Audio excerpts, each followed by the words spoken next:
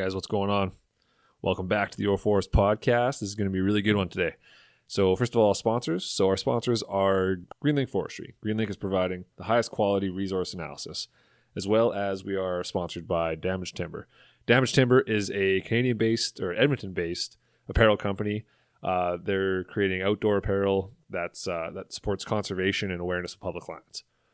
Through the sale of their products, they give away 10% of their profits to a scholarship fund that supports post-secondary students in natural resource-based programs. And their stuff is really good. They got a really good product. It's kind of like Tentry quality, but it's not quite that expensive. It's really good. Their hats are awesome. Their t-shirts are awesome. Toques are awesome. Check them out. The code there is for YourForest10. So if you put YourForest10 in at checkout, you can get 10% off all additional sales and stuff like that. So that'll be good. So today's podcast is going to be a good one. It's Tara Russell. She is a program director for CPAWS, Canadian Parks and Wilderness Society. And she specifies in caribou management and the headwaters programs. So yeah, we had a really good conversation. It was very informative. Talked a lot about caribou and management and the new recovery strategy, the new plan. You guys are going to like it. So check it out. Here's Tara and I.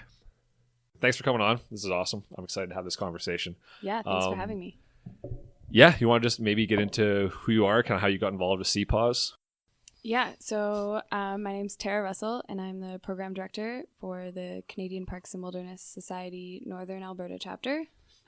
So we call ourselves CPAWS, and we're actually a nationwide organization. We have chapters in almost every province and territory, but we operate quite independently, but in support of each other.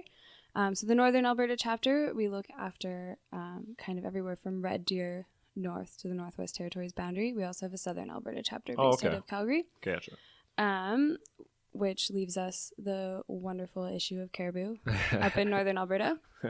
We're actually a really unique organization, unlike things like the Nature Conservancy. We operate only on public lands. Okay. So rather than outright buying lands. Trying to turn them over to a conservation or something there. Yeah, we're trying to increase the number of parks and protected areas in our province, but also alongside that, just making sure that all of those other areas of public land are being managed well and managed for conservation. For sure, of course. And that's what we all have the same kind of idea with that, right? We got into it. I got into forestry to protect our wilderness, right? Like, because I figured we're going to be using it. We're using like wood all the time, right? It's the only truly renewable resource we have for building materials and other stuff, right?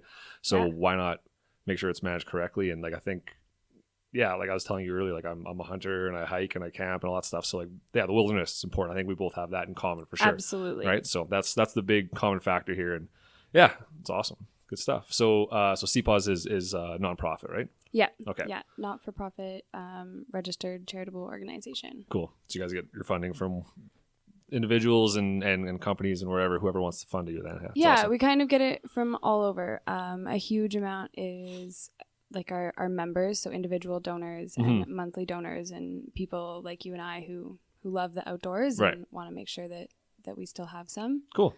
But then we also do a lot of like grant applications, so funded through community foundations. Gotcha. For example, our caribou work, a part of it this year is funded by Patagonia. Okay. Interesting.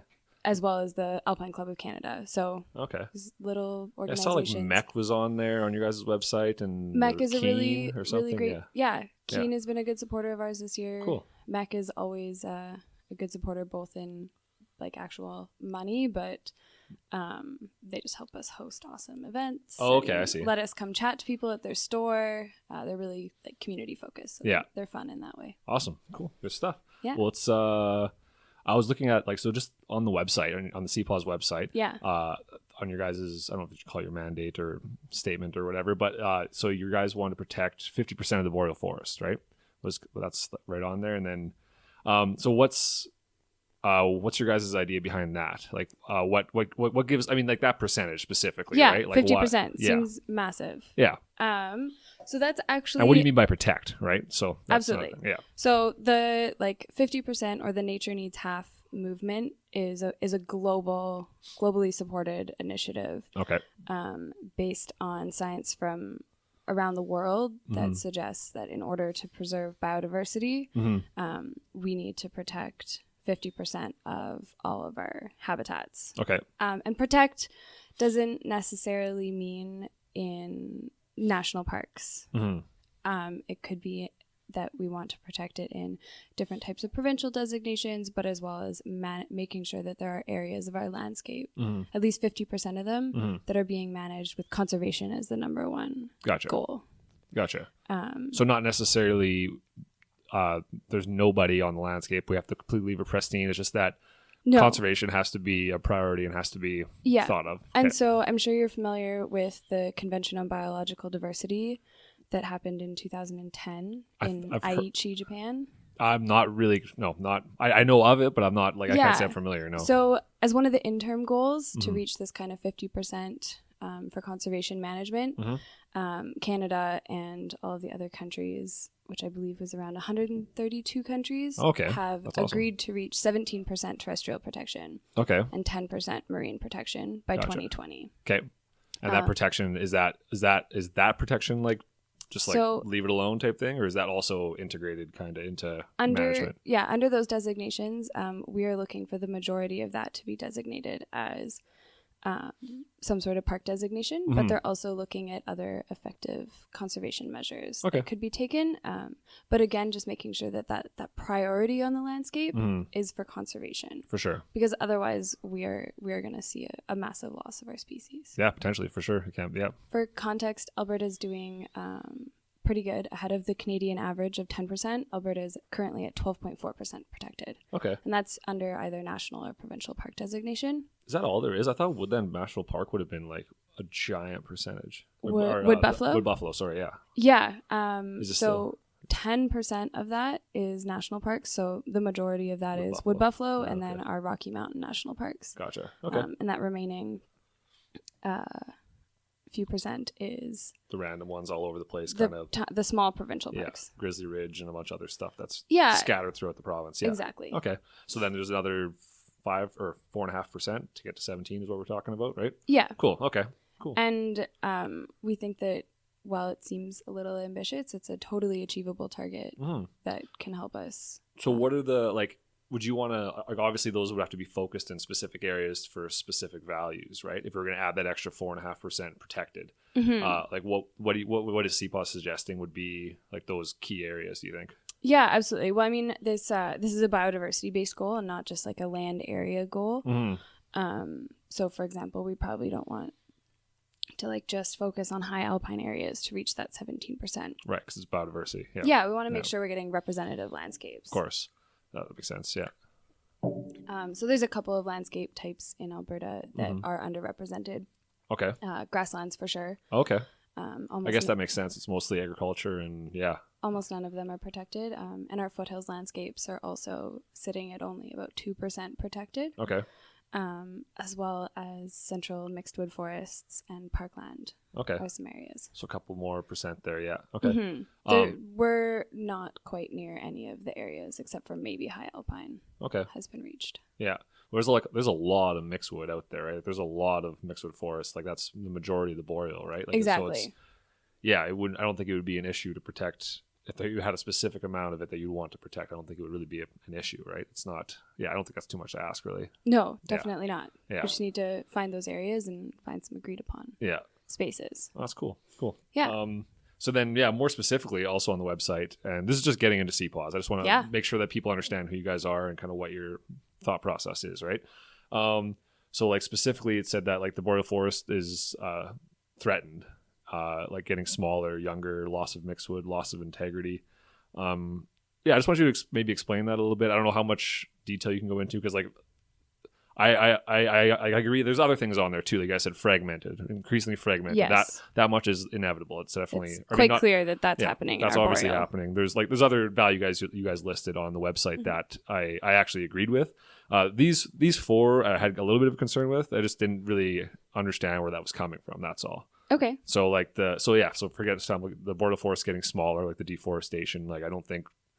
I think less of that was about the deforestation, which is happening, and we'd like to see better managed. Mostly from like towns moving out into the forest though, not like, you know what I mean? The deforestation that I'm aware of is from growing towns and stuff like that, right? Yeah, and conversion to agriculture. Right. Is, that too. Yeah, exactly. Is, I think, the main concern that we're pointing to and Mm-hmm. saying that the boreal is getting smaller is conversion to agriculture. Right. As well, we always have to consider climate change in any big conversation time, these days, for sure. and that our boreal forest is going to be converted maybe into parkland, and eventually some of the projections are showing that the grasslands are going to be encroaching further up as well. So we are losing that boreal habitat. Our immediate threat, yes, would be encroachment of civilization. Gotcha. Okay. And conversion to agriculture. Yeah, for sure. Okay. So if that makes sense. Yep. to No, you. that makes sense. There Okay. definitely is there is some percentage. I don't know what the percentage is of deforestation happening in Alberta for sure, because that's cities get bigger. Agriculture, we need more of it to support those more people and all that. So that's it makes sense that there is some deforestation, but I think we're pretty good at not like converting it for the most part, right? Like it's definitely happening. And that's outside there's of the hands of like land managers. That seems like, right? It's more of a municipality issue than anything else. But in the land management around agriculture, Mhm. because that's definitely happening, especially in the northwest of our province. Gotcha. There's some large areas there. okay, And then as well, we have to consider the permanent human footprint aspects that are being put on the landscape, even in some of those areas that highways and stuff. Yeah, for sure. highways, permanent roads, well sites, etc. Those things are definitely taking away that productive forest landscape. Yeah, the well sites and stuff. They're definitely a concern. Like they can be reclaimed, but they are tough. They are tough to reclaim because there's so much compaction. There's so much going on there industrially. So it's I see where you're coming from for sure. And the younger loss of mixedwood. Loss of mixedwood was one that really caught my eye. Like the loss of the mixedwood, I don't see any precedent for that. But I'm curious to see what your guys' thoughts are. Don't know. Disclaimer: didn't write the website. No, of course. That's what I'm saying. That you're Yeah. just representing. I'm not saying if you don't have like a comment on these, that's okay. We can move on. I think my major comment on that is that we are seeing, because of our historic use of the boreal for timber production, we are seeing changes, and that is affecting the ecological integrity of the boreal. There's been historic fire suppression, so we have Definitely. Some major issues there, and we are seeing across the country the repercussions of that. Yeah, fires everywhere. Big destructive fires all over the place. Exactly. All of a sudden. Yeah. And that's part of climate change, like you were talking about, and it's all interwoven into the same management, right? So I think it is a result of some previous poor management decisions, but I also recognize that with technology and better science, we are having way better management, but we're still dealing with the repercussions of our better. misunderstanding, and there's way more areas to improve. Yep. So I think that that's really where that section is coming from. No, that makes sense. No, I agree with you. It's definitely, in the past, there was definitely some like poor management decisions. We weren't really aware of the science or the impact we were having, right? And now with the science and the technology and all the research being done, we're starting to realize what's going on. So yeah, I agree with you. The management has, in the past, maybe wasn't up to snuff, and it's getting better, and it is really good right now. I would say world class, but it's still, that doesn't mean we can't continue to move forward and get better and more inclusive with all of our values that we're trying to manage for, right? So still definitely room to improve. Yeah, always across the board. Definitely. Cool. Well, let's get into what we came here to talk about. Let's talk about caribou. That's your area of expertise, rather than going at you with all this random stuff that's not your responsibility. So yeah, caribou. One of the things, did you listen to the podcast with Gilbert? I did. You did? Okay. So one of the things that he brought up was the population, the caribou population. Like, I think we agree that like the populations right now, we know they're declining. We know that they're delicate species. We know that they're like super susceptible to anthropogenic activity as well as predation, and like those are all things we can agree on for sure. Yeah. His concern was that he's not sure the carrying capacity of the land in some of those caribou protected areas that are proposed, like Alapish and Little Smoky Herd and stuff. He's not sure that the carrying capacity of the land exists, like ever exist, to support, like, say, a herd of whatever, 200, right? He just, and this is just, I don't know if you know the answer to this. It's kind of questions that have been on my mind, right? We're trying to figure out what do you think a sustainable population size should be in those areas, right? Because doesn't seem like there's a whole lot of data or historical data to explain that there was ever really big herds out there, right? So what do you think is possible? What can we achieve as far as population? Yeah, I think it's a good point, because I know the federally released recovery strategy states 100 caribou as a minimum for each herd. Right. But they also talk about self-sustaining. Okay. And so Gilbert also brought up how we currently don't measure the actual numbers of the herds, because it's really challenging. And those the way we look at whether or not it's self-sustaining is by looking at recruitment. So they monitor the female caribou, and if they have a calf that year, and then if there is still a calf. Gotcha. By the end of the year, and from that you can see that population trend declining. Okay. So I think the major overall goal is to see that those populations are stable. Right. And we do have a stable population in the Little Smoky right now. Okay. But only because of the ongoing wolf call. Right. That has sustained it. Okay. So if we stopped killing the wolves every year, there'd be way too much predation and too much access to the habitat to even have a herd. That's interesting that you say that, because I emailed Gilbert, asked him if he had any questions for you guys regarding the caribou, right? And that was one thing that he brought up that was one of his concerns was the wolf call, and he's saying that the wolf call is it's a poor management strategy, right? Like it is a terrible management strategy. Yeah, he's saying that it just doesn't really work, right? Like it's a band-aid, and also like canid species like wolves and coyotes and stuff like that, the more you kill, they're actually genetically altered, right? Like their genetics will actually trigger something in the females to have bigger litters, and they'll split up and spread more out, right? So unless you're constantly, like you said, killing wolves nonstop, right? That's which we have been for the Alberta government. CPAWS has nothing to do with that. Yeah, I don't imagine you do. And they have been for 10 years without taking any action on habitat. Right. So we can agree that habitat is the issue, not absolutely. That's the key, is like getting more habitat out there, right? We need more habitat, and like I said, the goal should be having self-sustaining caribou populations. So if you can show that those population trends by measuring calf recruitment are gonna be stable or increasing without this drastic wolf call, then yeah, I think that would be satisfactory. But we don't have the habitat online to do that. So that's the band-aid that we got for now while we're figuring things out. Yeah, and to be clear, Alberta's been figuring things out for decades. Yeah. While the caribou have still been declining. Right. So do we know for sure that the overall trend, like over whatever, I don't know, 50 years, is it's been going down pretty steady, or the population trends? Yeah, it's one of the most studied species probably across Canada. Okay. So like, do you know any of the specifics behind the population, like kind of like where they were at and what they're like currently at, or? Off the top of my head, no. Yeah. Like, I'm sure you could find it though. Yeah, I could find that for okay, cool. No, it's just out of interest, right? Because I think it's a species that we all want to protect, right? Nobody wants to like murder all the caribou or whatever, right? And it's just an argument about how to go about it, right? So yeah, for sure. And I think focusing on that self-sustaining population goal rather than can we fit 200 caribou into this one range.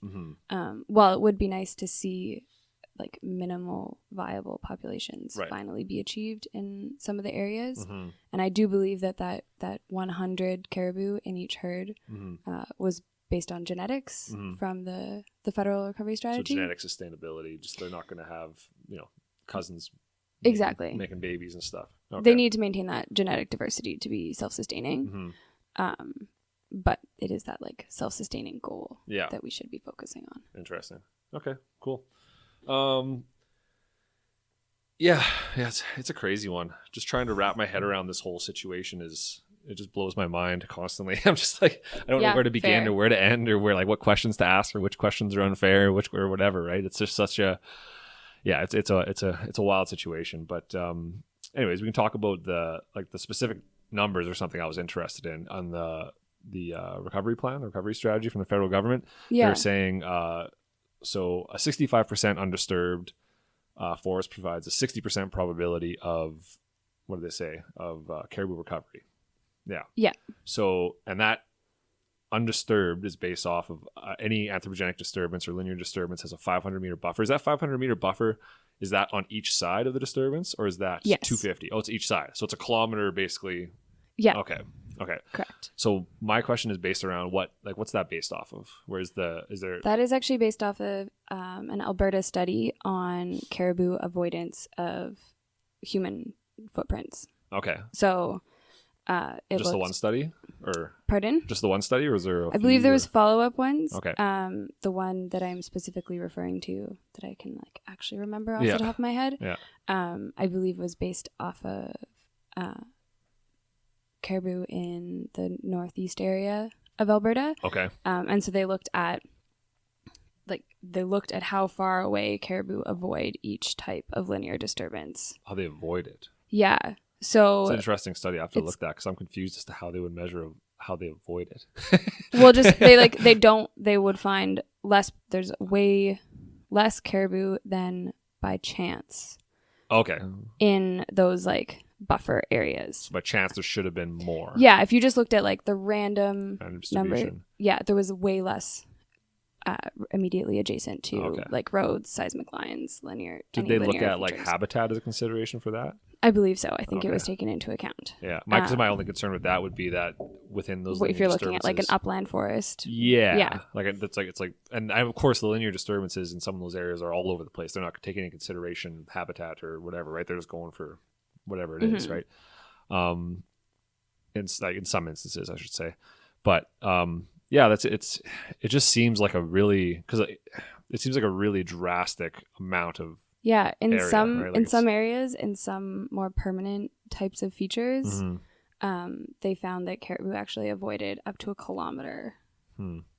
So that it was just considered functionally disturbed because it's no longer used or suitable for caribou if it's that close to a human feature. And so it was really based on that functional disturbance, and that's why there was a buffer put on that. Okay. It means when you're restoring seismic lines, you got a way easier job. You don't have to restore a whole kilometer across. You just have to restore a few meters, and then you've brought online a huge swath of habitat. So what would be considered reclaiming? Like say you had a pipeline, like you said, and you wanted to get rid of that disturbance, right? And make it, and so you get rid of that buffer and you consider it good caribou habitat. What's the minimum requirement? Like, does it have to be? I don't mean minimum requirement, but what's the minimum we have to do to get this to work? Yeah, right? How do we get the habitat back on? Yeah, what actually considers reclamation, right? Because some people might consider that it's back to alder and grass, it's reclaimed, right? But is it back to the previous forest type? So the adjacent forest type. So it has to be 100-year-old aspen, or does it have to be? It just has to have trees that are it's not a linear disturbance that wolves can easily go down or something. Right. I think that's a fantastic question that people across the country are scrambling to answer. Okay. And I certainly don't have the exact answer for that. And I appreciate your honesty. That's good. Yeah. I do really believe that we have to find a solution, and we should start figure out what the answer is for sure. Yeah, but there is also a ton of science out there. I mean, there's been paper published not long ago that showed even if you get the landscape back up to I think it was at 1 meter of growth, you drastically dropped wolf speed. Oh, for sure you would. Absolutely. I'm sure a 5-year-old cut block, there's not a whole lot of wolves walking through there, right? They don't have, and I've seen it myself personally, out hunting for moose and stuff like that.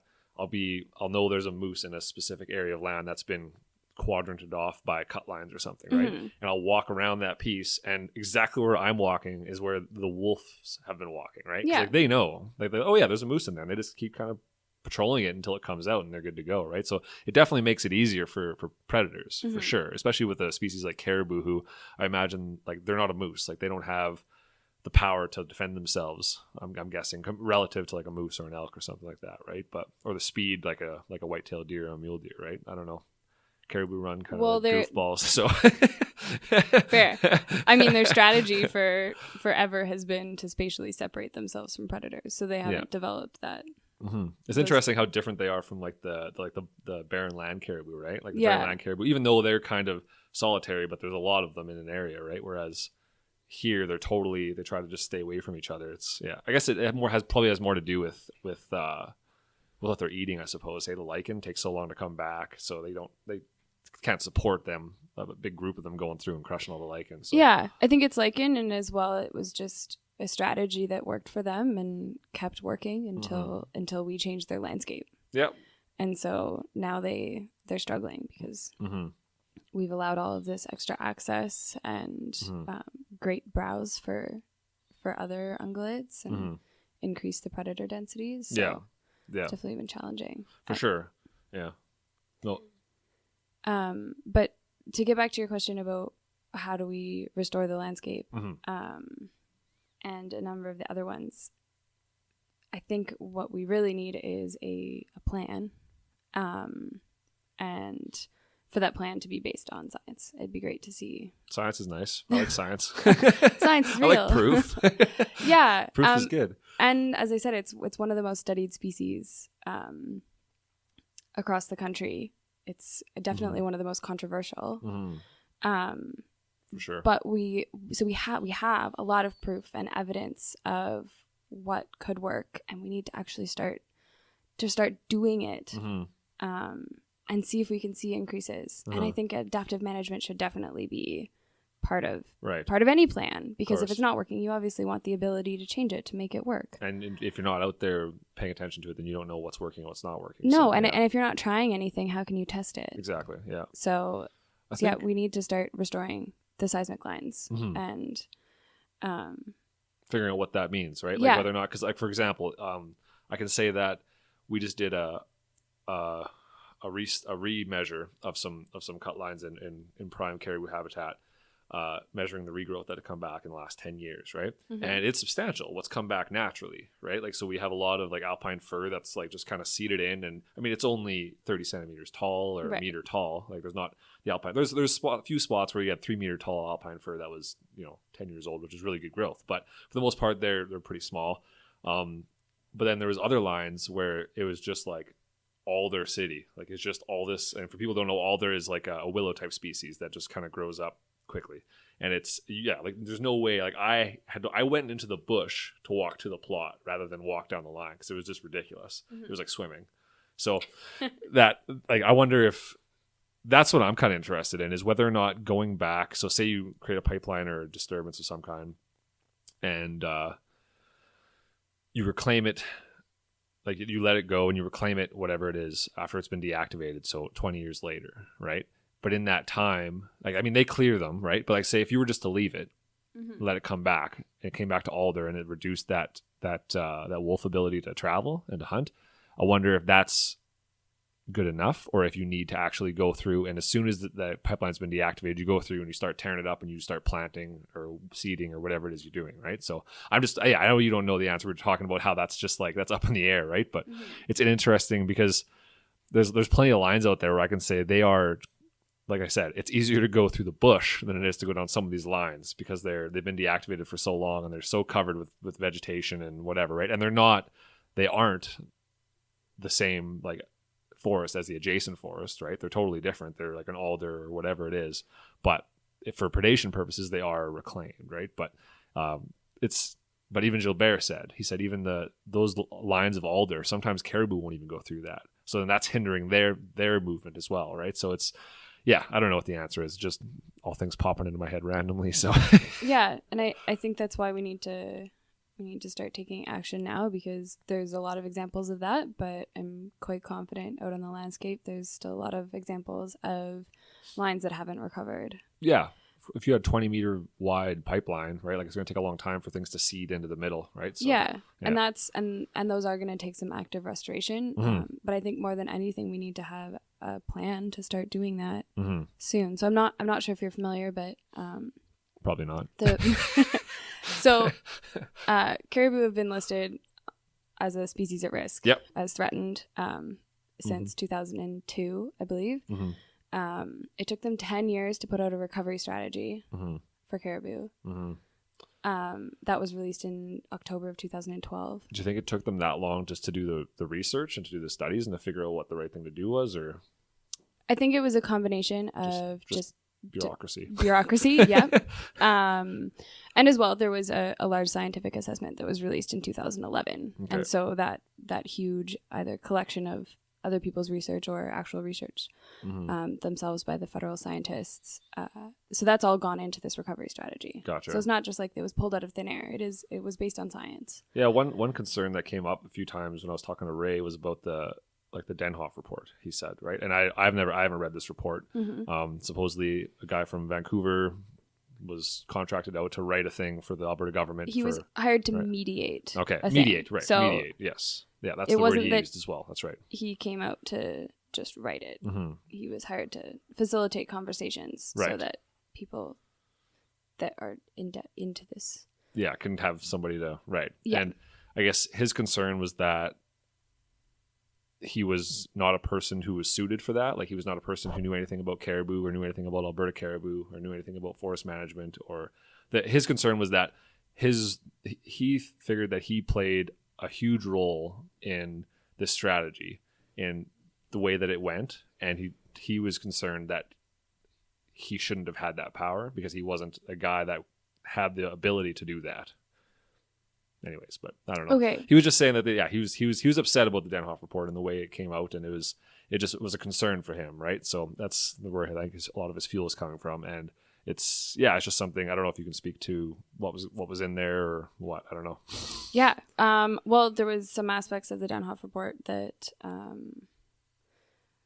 we were certainly supportive of, and there was others that we were maybe not as supportive of. I think from that report last June, or at least based on it, last June, 2 Junes ago, June 2016, Okay.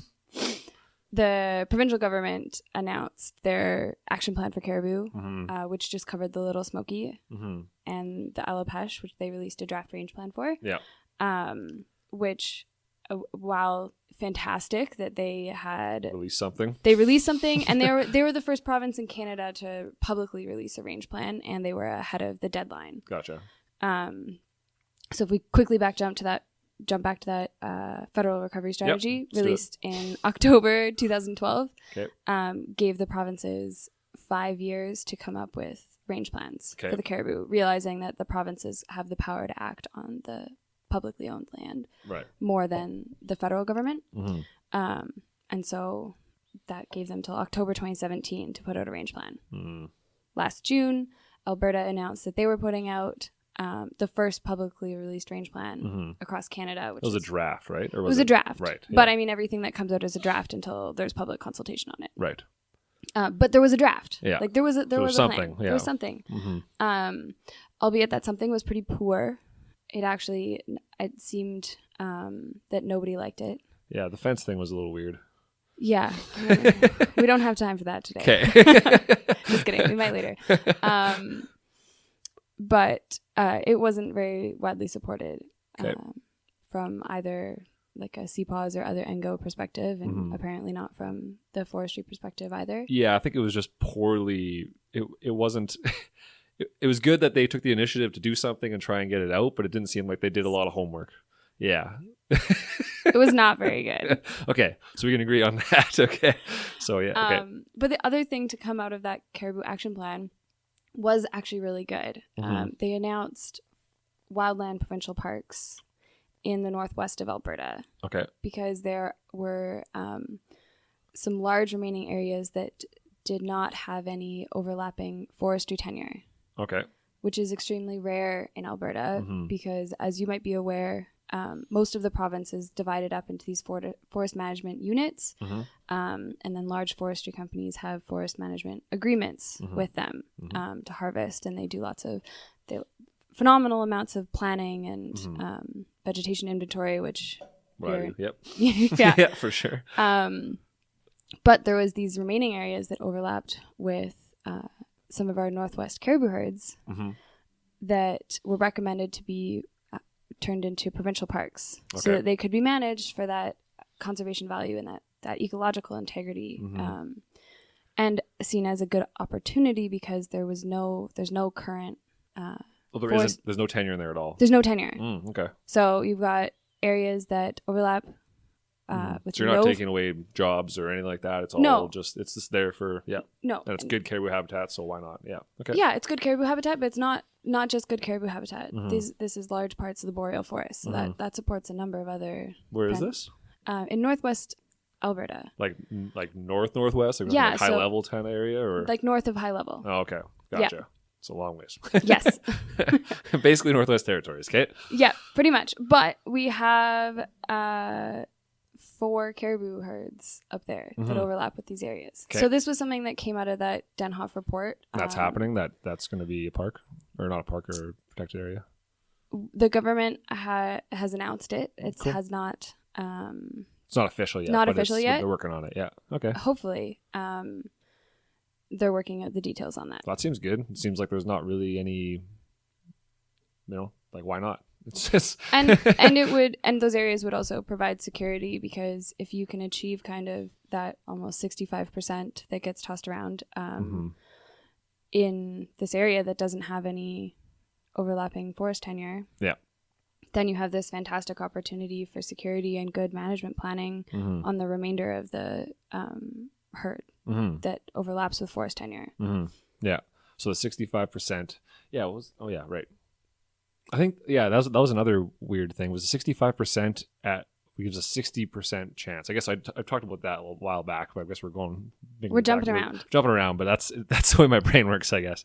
The 65%, 65% protected, or 65% undisturbed, allows for 60% probability of recovery. What? That seems weird. Yes. Like the 60%, you know what I mean? Like it doesn't seem like that's based off of, it's like, hey, let's you may as well flip a coin and go, I don't know, maybe it'll work, probably not, I don't know. Like it just seems like it's concerning, right? Yeah. It seems like, why would we spend all this time and money on something where it's like, maybe? And like, it's always maybe, because it's environmental science and there's never for sure, right? We don't know for certain, but I feel like there's a lot of professionals out there, biologists and foresters and conservationists and everything, that we know, like together combined, we know a lot. And I feel like we can come together and figure something out that works for almost everybody. So I think this 65%, and it's a number that I'm challenged with a lot also. Yeah, it's a weird one, right? Yeah, but I don't know if you went into the federal recovery strategy at all. I scanned through it, but okay, there's this like very colorful sliding scale graph. Okay. That basically tried to figure out the relationship between the probability of caribou recovering and the amount of undisturbed landscape. Okay. And so along this graph, there was areas where, okay, if you reach like X amount of undisturbed habitat, you're going to have a 90 or 100% chance of caribou recovery based on current available science. Right. And then the 65%, very much a management decision. They're just like, all right, 65% seems like a reasonable goal. Right. And gives them a bit higher chance or probability. Okay.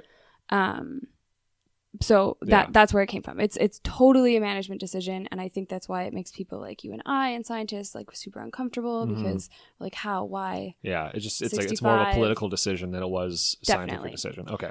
But that also means that we should take steps towards that and towards that 65% undisturbed. Okay. And again, if you have a good adaptive plan, you could find out that 65% is not enough and your caribou are still not recovering. Potentially, yeah. And maybe they need more undisturbed habitat. Yeah, we don't know. Or better habitat connectivity. But maybe the other way works as well. Maybe we start making these advances in our caribou ranges and restoring habitat, protecting some of it so that they have secure areas that are going to be safe forever. And we find out that they only need 60% or 50% or whatever it is. So this is very much a sliding scale management decision, and we have no way of knowing what's going to work until we start working towards that goal. Yeah, it's a weird one. Like I guess my biggest concern is just with that 500 meter buffer, with the science behind that, and like I'd have to read it. Like I don't know. It just seems very like well, as you know, like science needs to be done and then redid and then redid to prove, right? And it's like we don't have the time and money to do that.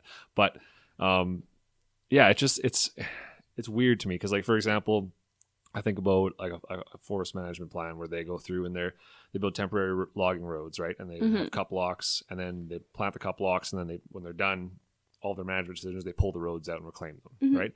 And granted, it takes time for those to grow back, but arguably, I guess, yeah, arguably, for example, we could say that sure, we go to the 65% undisturbed, right? We try this, and then a fire comes through.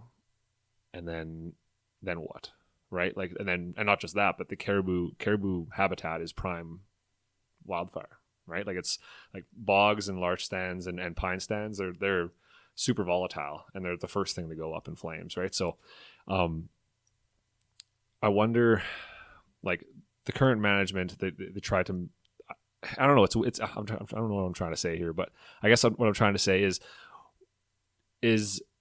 Are there cup blocks and stuff like that? Are they considered disturbed for like how long? Like 5, 10, 20, 30 years? Like, how long till that comes back into the... I believe in the recovery strategy for all disturbances, they put 40 years. 40 years, okay. Before it comes back online as caribou habitat. Because like in forestry, I think we do, like, it's 14 years. And they do a bunch of surveying to make sure that those trees are coming back at the proper stocking level, at the proper height, at the proper species, the proper composition, right? So everything is the way it was and should be, right? In 14 years, you can have, 6-meter spruce trees, or you can have like 12-meter aspen trees, right? So, which is, like, you're not going to have wolves traveling through that as a linear disturbance, right? So, but those aren't the only habitat consideration for caribou, right? So we have to remember that as well. For sure. So, like, habitat, so my understanding anyways of the caribou habitat is like the black spruce larch stands is a big one. That's where a lot of the arboreal lichen is, right? So people who don't know, that's the old man's beard, right? That's most of it. And then adjacent pine stands, and the way Gilbert explained it to me anyways, and he's done a lot of studies of those herds, of the little smoky herd. Great podcast. Yeah, I liked it. I lot. I really enjoyed it, actually. I think I listened to it twice just to make sure I got everything. And I did it. So 3 times. Yeah, 3 times in total. Yeah. It's an hour and a half long. Yeah, it's a weird one because I find when I'm actually having these conversations, although I'm engaged, I forget. I'm always trying to think of the next thing and trying to hold on to my questions, right? And a lot of times I'll forget them and pull a blank. But so I always end up going back and listening to some of them just to make sure I got everything. But yeah, so he was explaining, so the larch, black spruce, adjacent pine, and like he didn't mention anything. I guess I should have asked him about like mature spruce stands, old growth, mature, multi-level, lots of vertical structure spruce stands. I should have asked him about that. But it's, from my understanding, it seems like those are used as more of corridors between places, right? And his management, the way he just said was a good way to do it, right, was to create the corridors. So you have the prime habitat, and we figure out what all the prime habitat is, where all of it is in all of these areas.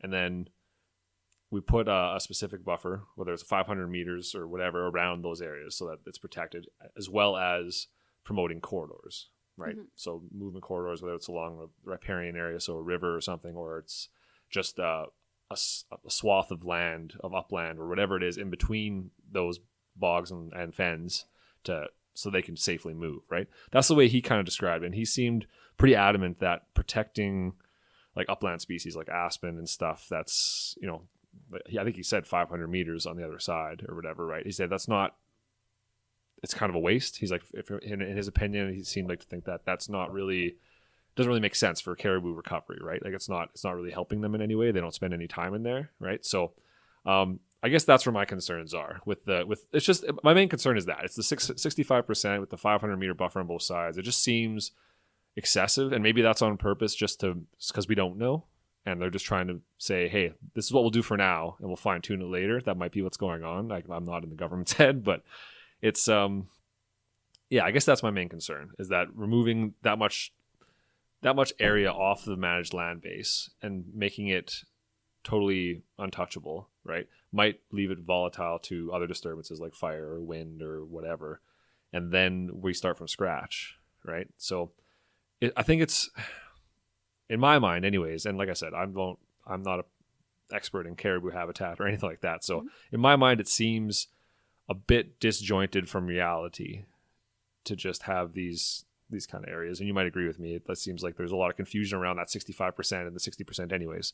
But yeah, it's just confusing to me, and trying to understand where these numbers are coming from. And it has a big impact on a lot of areas, like in Whitecourt and stuff, right? Like there's a lot of people that are affected by this, and we want to make sure that we're not doing something needlessly, right?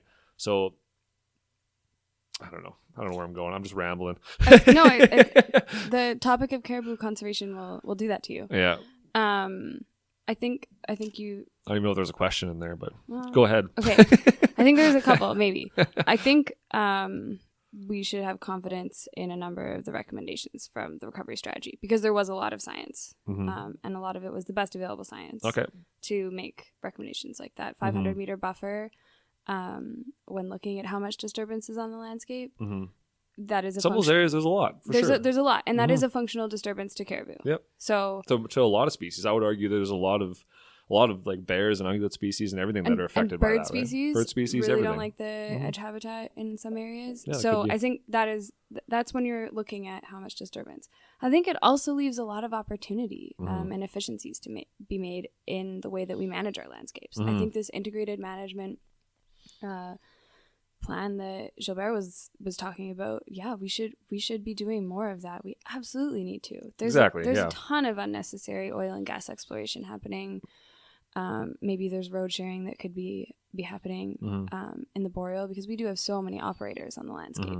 I know the forestry companies share a lot of the oil and gas roads, because it's but mostly that's because it's cheaper and their roads are so nice, right? Yeah. Like, why would we disturb something else? But I mean, for them, I don't know. I can't speak to oil and gas. I mean, they have a totally different agenda, and they've been, doing their thing for how long? So to try and stop them from doing their thing, I imagine, is a challenge in itself. But I mean, it's not like we don't need oil and gas also, right? Currently, anyways, right? Like we don't have to get into alternative energies and stuff. Like, I'm obviously a supporter of alternative energies, but that's going to take time and societal change to get to that point, right? But there's still, like, regardless of our current use, there's efficiencies to be had in both industries.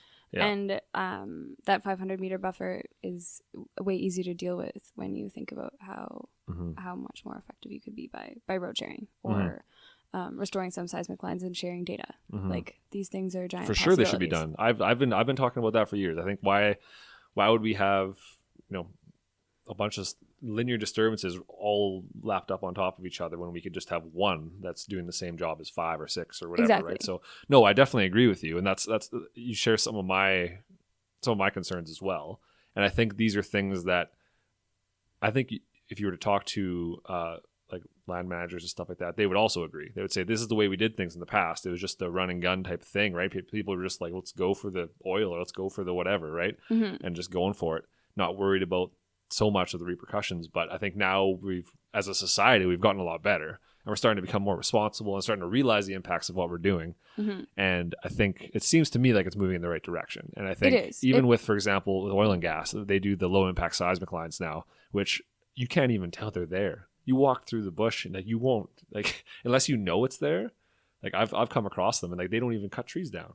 They just kind of meander their way through, and it's because GPS technology is better, right? So technology can help us with that decreased disturbance and stuff like that. So that's a huge one already. The cut lines being cut down, new cut lines, which were just straight lines straight across, you know what I mean, from A to Z. Oh yeah. And so those are already, the new ones are you can't even tell they're there. So that's already a huge step taken by, I think, the oil and gas industry to try and reduce their impact, right? So that's a positive, and I'm sure they're working towards more of that. But I can't speak for them. I know nothing about what they're doing. But yeah, but on the forestry side, there's definitely huge steps forward we can take as well. Always, and of course. Mean, that's part of our core mission as an organization. So like, everything we do is science-based and collaborative.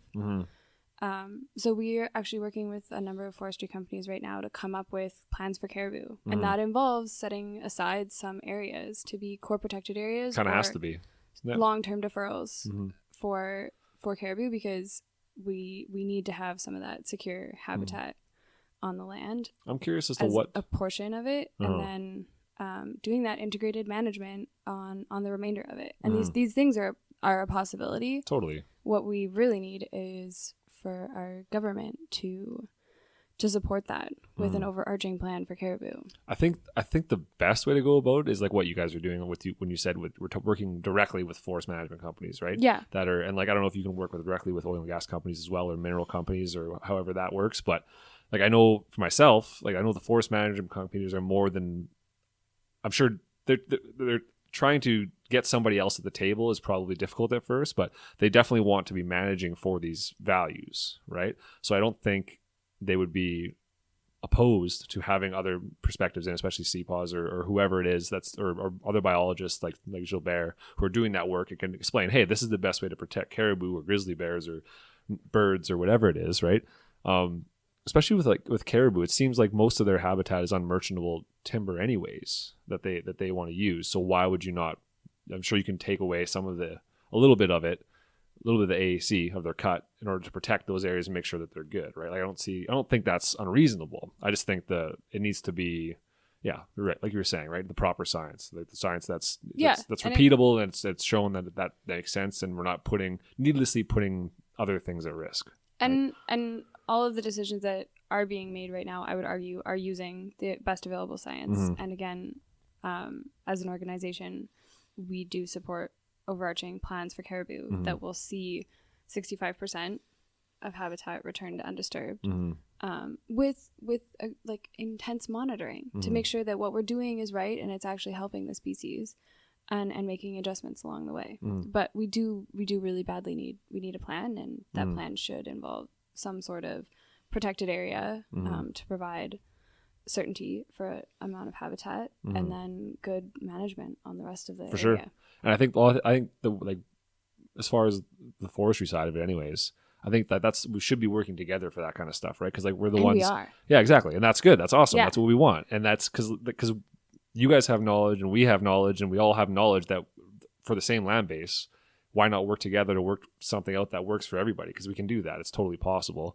And I think a lot of people get tied up in a knot when the government comes in and says you have to do this, and then they just lose their mind over whatever these constraints are that they've been put under, right? So I think that's hard for some people because they don't understand the background and stuff like that. And I think, and we're hoping that once the government does release plans for caribou, it mm-hmm. incorporates a lot of the input, because I know we're not alone when we have been putting input into what we think should be incorporated into a caribou range plan. Mm-hmm. Last year we released our guide to caribou range planning, mm-hmm. which was using our conservation blueprint, which is a Marxan analysis of mm-hmm. conservation values as well as socioeconomic values, and we kind of used those outputs to zoom in on caribou ranges and mm-hmm. see where would be our best bang for a conservation buck mm-hmm. for both caribou values, but also all other boreal biodiversity, as well as looking at and people too, right? Like people, we put into this model mm-hmm. the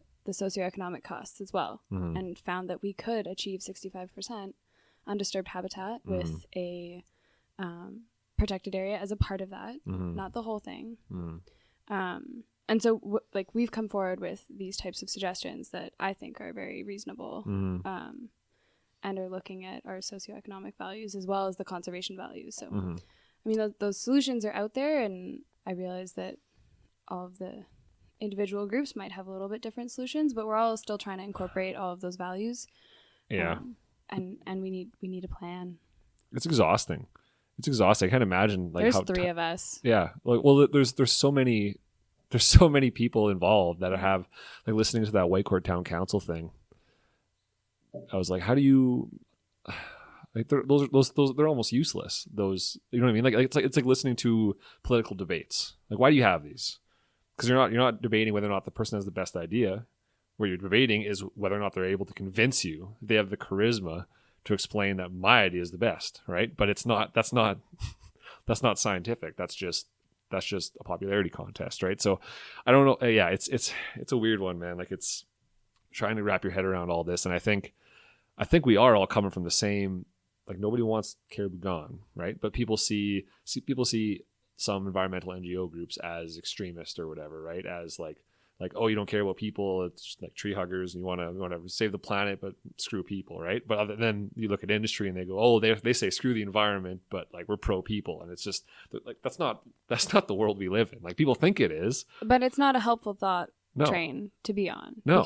Because there are a lot of organizations, both NGOs and industry companies, that are trying to work this out. I do think we need a plan, or at least a government show of support and strength on a plan like this, because there's also it puts companies on an uneven playing field if you have some that are super proactive and are trying to work towards a plan, but then you have others that are not. Yeah, that makes sense.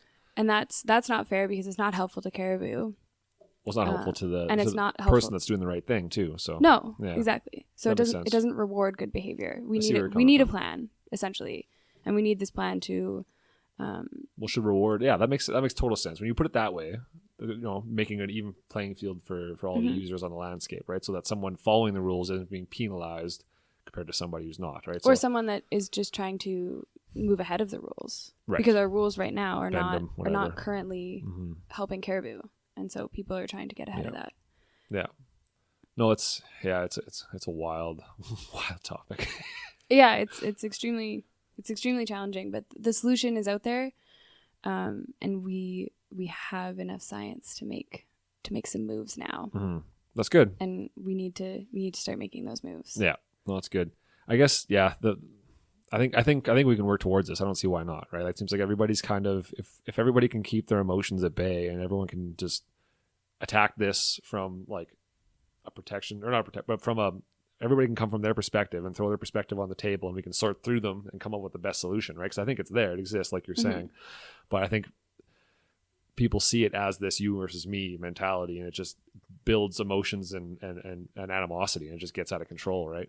And it's not that at all. Yeah. Well, I mean, in some rooms it feels like that. But I think the public might build it up to that. Like that's the impression that we get, right? The public gets. It might not be what's happening, but it's crazy. Well, we have this great opportunity to find a solution. I mean, the provincial range plans were due last month. Okay. You said October, yeah. Yeah, so they're delayed. And it is a species at risk. So if we don't come up with plans, that does leave us as a province. Concerning for sure. It's definitely concerning, because we have this federal legislation that has some powerful tools in it, like emergency protection orders, etc. We don't want that. Yeah. Nobody wants that. Nobody wants that. Yeah. As an environmental organization, we don't want that. That's not helpful for us. Yeah. And it's not good. Doesn't leave good space for planning for Caribou. Yeah. So I think as a province we got this. We can do this. Yeah. We can come up with a good plan. For sure. I'm curious to see what they come up with like things that are permanent or not or semi-permanent, right? Like major high-graded roads and pipelines and well sites and stuff that are semi-permanent, right? They're there for a number of years. Versus something like a cup block, which is it's just I'm trying to understand the difference there, right? Because there is a huge difference between the two, and although there is temporary disturbance, it comes back, right? Like I can take you to aspen cup blocks that were cut last year that are already 2 meters high, right? I mean, so it's that 40-year number. I know that's not you. I'm just saying like that's that 40-year number of undisturbed, like, or since disturbance, right? Being back on the land base seems like an unreasonable number, and not it doesn't seem like it's based off anything to me. It seems kind of like that needs to be worked out, because I think we need to start putting things on a trajectory to recovery. And these are specifics for sure, and it's but I think we put them on a trajectory to recovery. We also have so many incredible forest management planners in the province that are capable of looking at our landscape at 200-year timescales. Why can't we use some of that expertise to look at? And that's what we're trying to do, right? Yeah, exactly. When are we going to pull some of that offline for those well sites, etc.? When are these cut blocks going to come back to a certain amount? Like, we have this ability to plan at this amazing long-term and spatial, like temporal and spatial scale. Like, exactly. Let's do it. That's what I'm saying, is that the forest companies they manage for a giant number of values, right? And Caribou might need to be more highly valued, might need to be more specific, right? There might be, I think that's the problem, is although it's been something that they plan for, it's not something that there's ever been any information for them to plan around, right? So now we're starting to get that information. So I think you're going to see that. I think you're going to see a lot of forest management companies that are really starting to move in that direction and just make that a stone wall in their management plan. So yeah, we do that. We move on from there. We can manage from there, but that's that. We'll leave it alone or whatever, right? But I think that's what's concerning for people is they see this strategy and they get concerned again with the buffer, with the blah blah blah, whatever, right? And they just don't know the specifics of what that means, right? And that's where I'm caught up. I'm caught up in 2011 scientific assessment of woodland boreal caribou. Okay, great read. I'll check it out. Everyone else should check it out too. Then we're all informed. Because currently I'm just rambling. But that's where a lot of these numbers came from. And like I said, it's the best available science, and we should start working off that and have adaptive management plans. Yeah. So we can all move forward and start returning habitat to undisturbed and hopefully seeing our boreal caribou populations become self-sustaining. Yeah. Well, that's awesome. And I think you're right. I think we can do that for sure. Yeah. Yeah. It's just one last thing that still on Cup Blocks or whatever there was a study in BC, and I think I showed you this. A study in BC that showed that changing management strategies for cup blocks, instead of doing a clear cut mentality or with some residual, doing more of a selective cutting, right? So not necessarily selectively cutting the biggest trees, but cutting in a fashion that creates more of a natural pattern rather than just a big kind of hole, right? They said that leaving a lot of those parent trees, those older, what am I calling them? Yeah, whatever, older trees. Yeah, older trees out there that have the lichen and some of that source material, leaving them on the landscape allows for the lichen to come back a lot faster, right? Rather than a clear-cut situation. So I wonder if something like that, where you have this science that's being done that's showing that, hey, we can still get these other values off the landscape while protecting and creating habitat and allowing for old growth to be on the landscape and stuff like that, right? And it's not... I think that's another misnomer that I think people have about forests, right? Is the loss of old growth forests and stuff. And I think people think people think the whole landscape is supposed to be ancient, right? And the boreal forest is an ancient landscape, and it's an organism that should be 400 years old and is all whatever mysterious and whatever it is, right? Super different from those big West Coast forests. Exactly. It's a disturbance-based landscape, for sure. And that's what I'm saying, is that we have a young forest. Like, if you find, there's a few spots in the province where you can find 400-year-old trees, but I bet you the average age in the province is 70 or 80. Like, they're not old growth trees, right? And they've kind of always been that way, because we have, in 1940, for example, with my job, I had the privilege of being able to look at basically the entire province and see where all these fires happen and where all the origins are. And I can tell you that there's a giant chunk of this province that burned in 1940 decade, within 5 or 10 years of that. And I can tell you that the majority of most FMAs are roughly that age, right? And so they're cutting that stuff, right? And it's not like we go out and cut just the old growth stuff, right? Like, it's cutting what's available, and we try and keep the age distribution the same over time. That's the idea, right? That's the theory. Yeah. So I think people think that we just need to protect this old growth and leave it alone. But the problem is, pulling out some of that old growth is also beneficial, because those disturbances happen. If you don't pull it out, it's just going to burn. And then I think we're getting down a whole different hole of how well are we managing forest like harvest to best mimic fire, and there's a lot of contradicting science there about whether or not a cup block is the same as fire, and it's not. Most of it's not. Of course, it's not, because it's not. There's no char. There's no ash. No. A cup block is taking the largest trees and leaving the smallest ones, whereas a fire is doing the exact opposite of that. There's a lot of they're different, and I don't think we're ever going to get to a place where it's like it's a fire. It's not, right? It's the idea we can get close, but we're not going to get there, right? Like, we're trying to get a timber value off the landscape while doing it sustainably and not hurting habitat and not. But it's just kind of a final thought that I had regarding management, right? Like you're saying, we can integrate management, and we should be able to integrate management.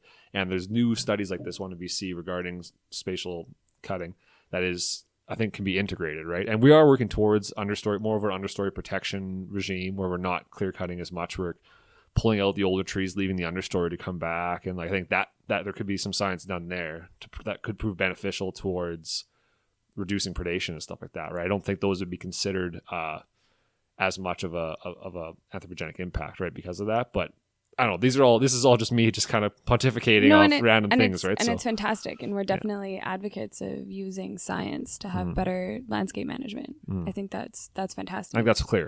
In our conversation we've had today, is that it's just we're trying to do the best with what we have, right? And I think we're all kind of working in the same direction. We just need to come to a conclusion that protects all of these values and and we need to do it. Value. We need to do it soon. Yeah, for sure. I think one of the most frustrating parts, I think, for many people across the country working to advance caribou conservation and protection is that it's been going on for so long with so little action.